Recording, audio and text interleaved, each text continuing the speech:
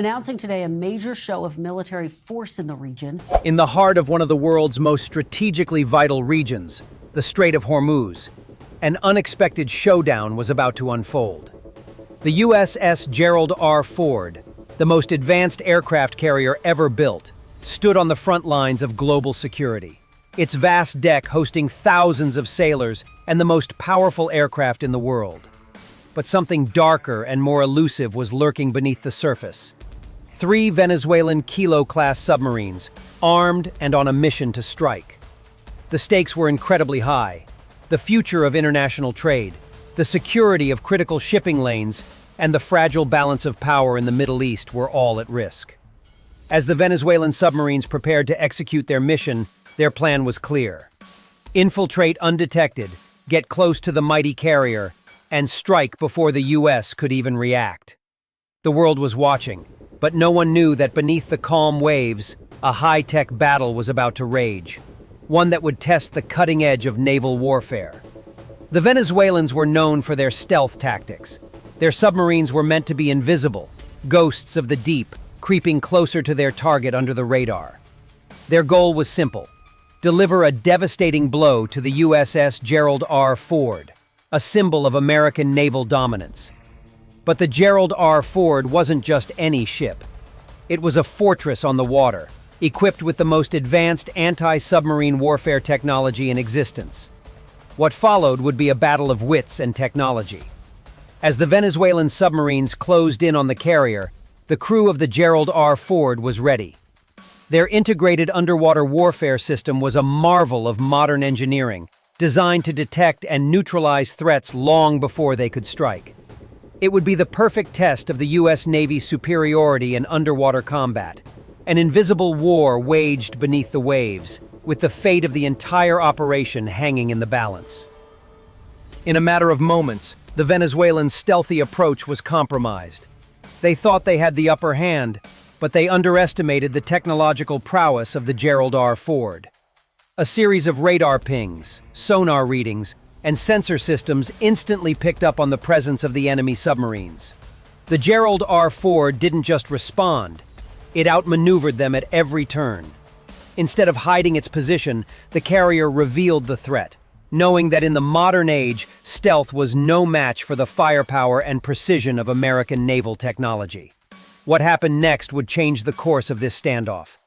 With their positions compromised and no escape route in sight, the Venezuelan submarines scrambled to regroup, but it was already too late. Their plan had failed. The Gerald R. Ford had proven its dominance in one of the most intense underwater confrontations of the modern era. Join us as we delve into this incredible story of naval warfare, a battle of technology, tactics, and human will. Discover how the USS Gerald R. Ford stood resilient against a complex and dangerous threat, proving once again that the future of naval warfare belongs to the cutting edge of innovation. What happened under the waves in the Strait of Hormuz is a testament to the power of modern technology, and a reminder of the unseen battles that shape our world. The Strait of Hormuz is not just a narrow passage between the Persian Gulf and the Gulf of Oman. It is a lifeline for global trade, a geopolitical flashpoint, and one of the most strategically important waterways in the world. Every day, 1/5 of the world's oil supply passes through this choke point, making it not just a vital trade route, but a symbol of the delicate balance of international power. Control over this stretch of water has long been a matter of global concern, and for good reason. The stakes are immense. In recent years, tensions in the region have escalated, with various nations seeking to assert their influence. In the midst of this volatile environment, the United States has stationed its most formidable symbol of military strength, the USS Gerald R. Ford, the largest and most advanced aircraft carrier ever built. The Gerald R. Ford is not just a ship, it is a floating city, equipped with the latest in military technology, capable of projecting U.S. power far beyond the horizon. At over 1,100 feet long and carrying more than 75 aircraft, it can dominate the skies and the seas with ease. But even this technological marvel is not immune to the threats that lurk beneath the surface. The Strait of Hormuz is an area rife with potential dangers. from missile attacks to underwater warfare, and the presence of hostile submarines has been a constant concern for the U.S. Navy. In the early days of September, rumors of an impending Venezuelan naval operation, specifically a coordinated strike involving several Kilo-class submarines, began to circulate. The Venezuelan Navy, although smaller and less equipped than the U.S. military, had recently made significant strides in modernizing its fleet. These submarines, built in the 1980s, are known for their stealth capabilities, which allow them to operate beneath the waves with limited detection. Intelligence reports suggested that Venezuela had deployed 3 of these submarines, each armed with a lethal payload capable of crippling a ship like the Gerald R. Ford. These submarines, equipped with wake-homing torpedoes, could strike without warning, delivering a devastating blow to any ship within range. The threat posed by these vessels was real, and the Navy knew it had to act swiftly to neutralize this danger. While the Gerald R. Ford was a formidable adversary, the potential for an attack by stealthy, well-positioned submarines was a challenge even for the most advanced warship. Venezuelan submariners were well-trained in the art of underwater warfare, and they understood that surprise was their best weapon. If they could approach undetected, they could launch a crippling strike before the USS Gerald R. Ford had a chance to retaliate. With the region's tensions rising, the U.S. military had to be prepared for the worst. At first, the situation seemed almost routine. The Gerald R. Ford was stationed off the coast of the Strait of Hormuz, conducting regular patrols and air operations. However, as intelligence sources confirmed that the Venezuelan submarines had entered the region, things took a dramatic turn. A plan was set into motion to detect, track, and neutralize the submarines before they could get into striking range. The Gerald R. Ford was equipped with cutting-edge sonar systems, including the AN/SQS-53C sonar array, capable of detecting even the quietest underwater threats at long range. But it wasn't just about having the right tools. It was also about tactics and positioning. The U.S. Navy, aware of the stealthy tactics of the Kilo-class submarines, used a multi-layered approach to detect them. The Gerald R. Ford deployed unmanned underwater vehicles, UUVs, which were specifically designed for reconnaissance and mine detection.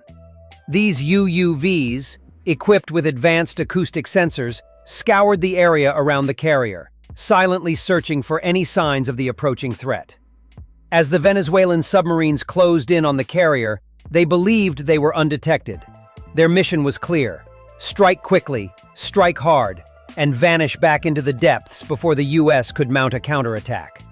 The plan, however, was based on the assumption that the Gerald R. Ford would be caught off guard, something that its crew had been trained to avoid at all costs. The Navy's integrated warfare systems ensured that no threat, no matter how hidden, would go unnoticed. The USS Gerald R. Ford began to deploy countermeasures. At the moment when the submarines were just within striking distance, the carrier's sonar systems picked up an anomaly, a faint but unmistakable disturbance in the water. It was not just one submarine, but 3. The Venezuelan fleet was close, but they had been detected. So much for the element of surprise.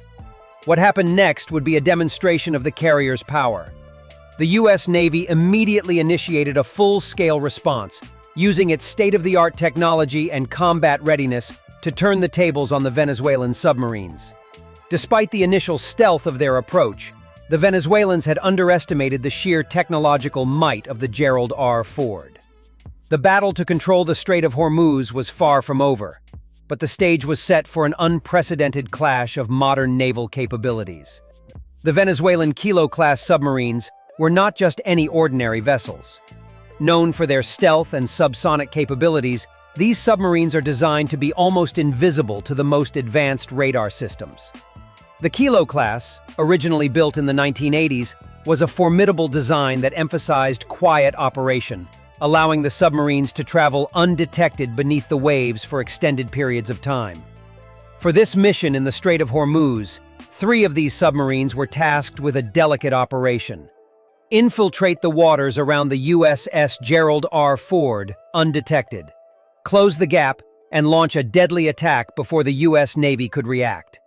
The Venezuelan Navy had been working hard to modernize its fleet over the years, with the Kilo-class submarines being a key part of their strategy. While smaller in number compared to the U.S. Navy, Venezuela had focused its resources on creating a small but lethal undersea force, and their submarines were their greatest weapon.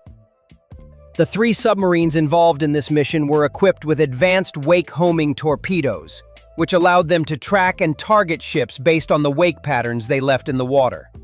The torpedoes were highly accurate and could strike with devastating precision, making them an ideal weapon for a surprise attack. The plan was simple but dangerous. Use their stealth to get within striking distance of the USS Gerald R. Launch their torpedoes, and escape before the aircraft carrier's extensive sonar and countermeasures could lock onto them. The Kilo-class submarines relied on the element of surprise. After all, the Gerald R. was a massive target, and its sensors could detect threats from miles away. But the Venezuelan submariners were confident that with the right positioning, they could close the distance unnoticed. The submarines would use the natural contours of the seafloor and the shadows cast by the sun to remain hidden from the carrier's sonar. The crew aboard these submarines was well trained in the art of stealth. Venezuelan naval commanders knew the importance of staying undetected, especially against a vessel like the Gerald R. The 3 submarines were spread out in a loose triangular formation, ensuring that they could converge on the carrier from different directions, creating a pincer attack. This tactic, known as the claw formation, was designed to overwhelm the Gerald R. defensive capabilities, forcing the carrier to divide its attention and complicating any counterattack. As the submarines slowly made their way into the deep waters near the Strait of Hormuz, the crew aboard each vessel employed a series of carefully planned tactics. They used a technique known as silent running, where the engines of the submarines were throttled down to the lowest possible setting, minimizing noise and making them nearly impossible to detect.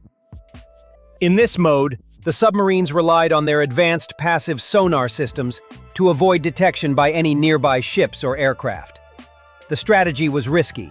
The slower they moved, the longer it would take to reach their target, but it also gave them a higher chance of remaining undetected by the Gerald R. advanced sensors. The Kilo-class submarines had a reputation for being deadly silent, but even they weren't invulnerable to detection. To mitigate this risk, the Venezuelan submariners took advantage of the natural environment. The warm waters of the Gulf, combined with currents and underwater noise from other ships, created a unique challenge for the Gerald R. sonar systems. But the Venezuelans had an advantage. The Gerald R. sensors were primarily designed to detect large, surface-based threats, not smaller, quieter underwater vessels like the Kilo-class.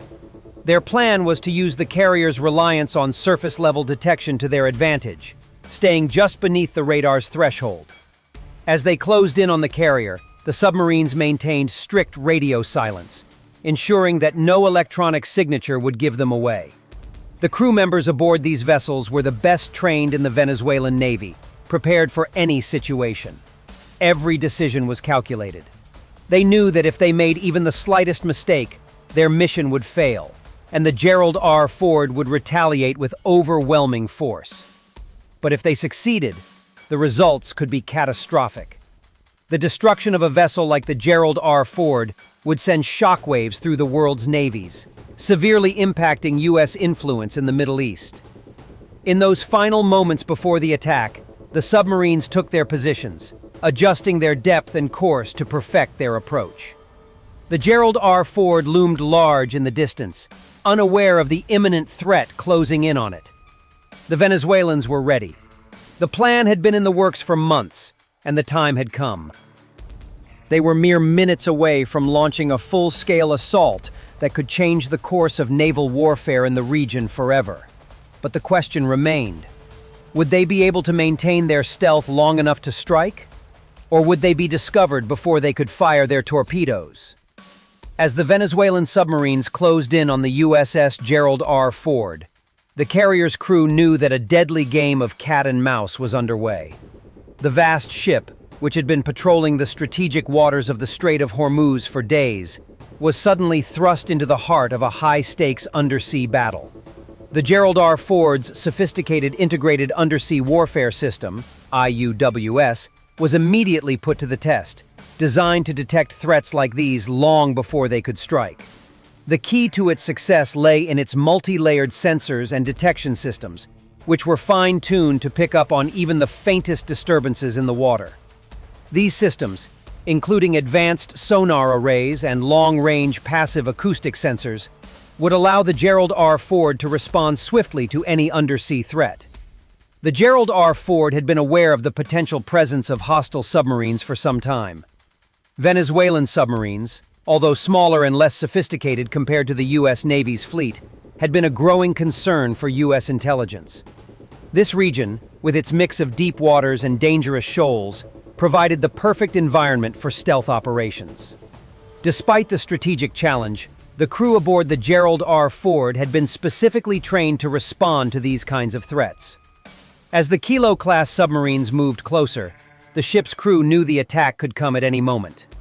The moment of detection came suddenly, but it was no accident.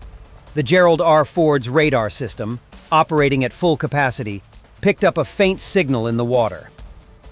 A tiny disruption in the flow of the ocean, almost undetectable to the human eye, was enough for the ship's systems to sound an alarm. The crew had trained for this exact scenario, and now it was happening.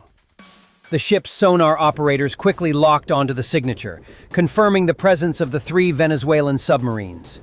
Their stealth was no match for the carrier's cutting-edge technology, which was designed to identify and neutralize even the most elusive threats. The Gerald R. Ford did not immediately react with force. Instead, it engaged in a tactical maneuver that would prove crucial in maintaining the upper hand. The carrier's strategy was not to hide, but to reveal. Instead of attempting to conceal its position and rely solely on stealth, the ship used the element of surprise in a completely different way. By letting the Venezuelan submarines know that they had been detected, the U.S. Navy effectively disrupted their entire strategy. The idea was to create uncertainty among the Venezuelan submariners, forcing them into a position where they would have to make a snap decision on how to react. The Gerald R. Ford deployed a series of countermeasures that would make the submarine's task infinitely more difficult. The first of these was the deployment of decoys and active sonar jammers, which interfered with the Venezuelans' passive sonar and made it almost impossible for them to accurately track their target. These devices created multiple false signatures in the water, each one mimicking the Gerald R. Ford's position. The submarines, now unsure of which target to strike, found themselves in a rapidly escalating crisis. To make matters worse, the carrier had also deployed unmanned underwater vehicles, UUVs, that actively patrolled the waters, searching for any signs of the submarine's movements. These advanced drones, equipped with cutting-edge sonar, were able to quickly locate and track the enemy vessels without risking the lives of the crew. The result was a psychological blow to the Venezuelan submariners. They had come to the region with a plan to execute a precise, stealthy attack. But now, they were outmaneuvered. The Gerald R. Ford had taken away their element of surprise, exposing their position without firing a single shot. With their stealthy approach shattered, the Venezuelans tried to regroup, but the damage was already done. As the Venezuelan submarines scrambled to make sense of the situation, their options dwindled. The submariners attempted to reposition themselves, hoping to regain the advantage, but their efforts were futile. The crew aboard the Gerald R. Ford was already one step ahead. The carrier's superior sensors not only allowed them to track the submarines, but also predict their movements. The Gerald R. Ford's Combat Information Center, a highly advanced operations hub, quickly fed data into a complex algorithm that calculated the submarine's likely escape routes. The crew was able to predict their every move, a tactical advantage that kept the Venezuelans from gaining any ground. In the face of overwhelming technological superiority, the Venezuelan submarines had no choice but to abort their mission. They had been revealed, outmaneuvered, and outplayed in every conceivable way. The attack that had been so carefully planned for months was a total failure. The submarines, now exposed, were left with no escape route. In a last-ditch attempt to regain some semblance of control, they attempted to dive deeper, hoping to take advantage of the deeper water to evade detection. But by then, it was too late. The Gerald R. Ford had already initiated a counterattack, launching depth charges and anti-submarine missiles to neutralize the threat. The Venezuelan submarines, having lost their advantage in stealth and maneuverability, were left vulnerable to the sheer firepower of the U.S. Navy. The Gerald R. Ford's crew, working in tandem with other naval assets in the area, ensured that the threat was completely neutralized. By the time the Venezuelan submarines attempted to retreat, they were already out of range, trapped by the carrier's superior position. The entire operation had collapsed. The aftermath of this failed attack sent shockwaves through the region. While the U.S. Navy had proven once again that its technological dominance in underwater warfare was unmatched, the Venezuelan Navy was left to assess the reasons for its failure. The carefully crafted plan, which had once seemed so promising, had crumbled under the weight of the Gerald R. Ford's integrated combat systems. In the end, it was a reminder of the power of modern technology in warfare, where stealth alone was no longer enough to guarantee victory. For the Gerald R. Ford and its crew, the event served as a validation of their training, technology, and ability to adapt to the most unexpected of threats. The Venezuelan submarines had failed in their mission, and the Gerald R. Ford had emerged victorious in a high-stakes battle that showcased the future of naval warfare. The confrontation between the USS Gerald R. Ford and the Venezuelan Kilo-class submarines was not just a singular event. It was a testament to the power of modern technology and the strategic importance of naval warfare in the 21st century. In a region as volatile as the Strait of Hormuz, where global tensions simmer constantly, this clash demonstrated the undeniable superiority of the U.S. Navy's integrated defense systems and its unparalleled ability to adapt to underwater threats. The Gerald R. Ford had been tested under the harshest conditions, and its response to the Venezuelan submarines' attack proved the capabilities of cutting-edge technology. While the submarine's stealth had initially given them an advantage, it was the carrier's advanced sonar systems, unmanned underwater vehicles, and multi-layered defense mechanisms that ensured the attack was thwarted before it even began. The carrier did not just defend itself. It exposed the limitations of the Venezuelan submarine's tactics. The entire operation, which had been months in the making, collapsed under the weight of a superior strategy, and the submarines were forced to retreat. This event had far-reaching consequences. On one hand, it was a victory for the United States, showcasing its military might and technological dominance in one of the world's most critical geopolitical regions. On the other hand, it highlighted the rapidly evolving nature of naval warfare. The ability of the Gerald R. Ford to detect, track, and neutralize threats well before they could strike marked a paradigm shift in how modern naval forces are prepared to handle undersea warfare. The sheer effectiveness of the ship's anti-submarine warfare systems suggested that stealth tactics alone, once the hallmark of underwater combat, were no longer sufficient to guarantee success. It was clear that in the age of advanced sensor technology, no adversary, no matter how skilled, could rely solely on traditional methods to infiltrate and defeat a vessel like the Gerald R. Ford.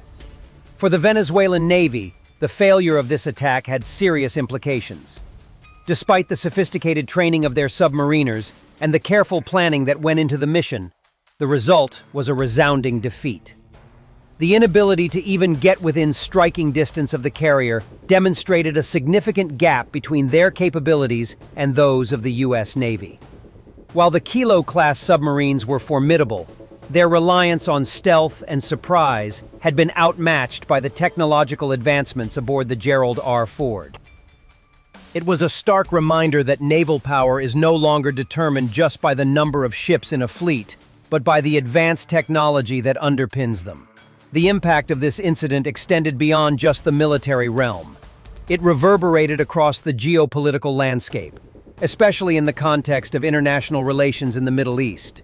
Venezuela's failed attack raised questions about the effectiveness of smaller naval forces attempting to challenge U.S. dominance in key regions.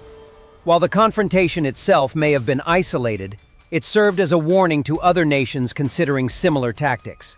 The Gerald R. Ford had proven that in this new era of naval warfare, technology, integration, and intelligence would always trump traditional stealth approaches.